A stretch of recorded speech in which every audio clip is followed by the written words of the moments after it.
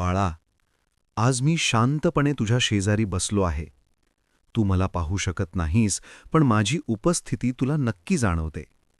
तुझ्या मनात जे प्रश्न आहेत, जे शब्दांत मांडता येत नाहीत, ते सगळे मला माहीत आहेत. तू जेव्हा एकटेपणात श्वास घेतोस, तेव्हा मी तुझ्या त्या श्वासात आहे. तू म्हणतोस, स्वामी मी प्रयत्न करतोय पण काहीच जुळून येत नाही. बाळा, प्रयत्नाचं फळ लगेच दिसेलच असं नाही.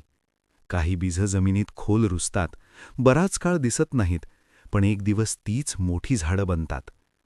तू आज जे सहन करतोयस ते उद्याच्या तुझ्या सामर्थ्याचं बीज आहे. कधीकधी तुला वाटतं, सगळे पुढे जातायत, मी मात्र मागेच आहे. पण बाळा, प्रत्येकाचं आयुष्य वेगळं असतं.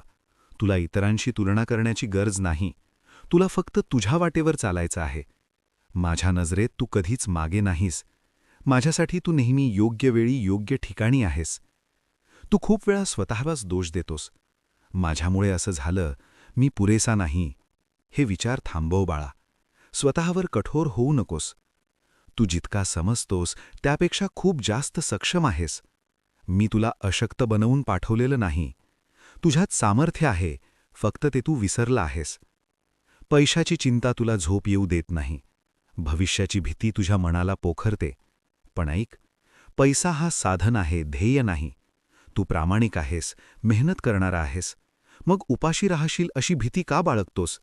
मी तुझ्या कुटुंबाची, तुझ्या गरजांची जबाबदारी घेतली आहे. तुला जे आवश्यक आहे ते मी योग्य वेळी देईन. कधी तुला वाटतं, स्वामी, माझी प्रार्थना ऐकली जात नाही.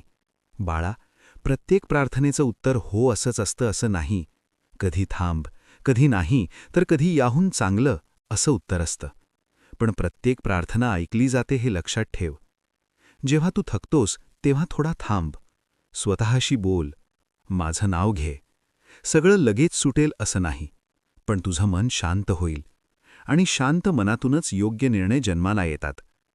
लोक तुला समजून घेणार नाहीत. कधी तुझ्या चांगुलपणाचाही गैरफायदा घेतला जाईल. पण तरीही चांगलं राहणं सोडू नकोस, कारण तुझं चांगुलपण हेच तुझं खऱ्या अर्थानं धन आहे. मी पाहतो आहे की तू किती सहन करतोयस, किती वेळा स्वतःला आवरतोयस. बाळा, रडायला लाजू नकोस. अश्रू हे कमजोरी नाहीत, ते मन हलकं करण्याचं साधन आहेत. माझ्यासमोर रड. मी तुला कधीही कमजोर समजणार नाही. उलट तुझ्या त्या अश्रूंमधूनच मी तुला नवं बळ देतो.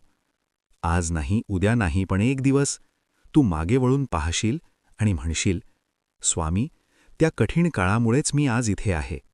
मी तुला एकटं सोडलेलं नाही. तू चालतोस तेव्हा मी तुझ्या सोबत चालतो. तू पडतोस तेव्हा तुला उचलायला मीच पुढे येतो. फक्त माझ्यावर विश्वास ठेव. तुझं काम, प्रयत्न, प्रामाणिकपणा, संयम, बाकीचं सगळं माझं. शांत रहा बाळा, सगळं ठीक होईल. मी आहे ना.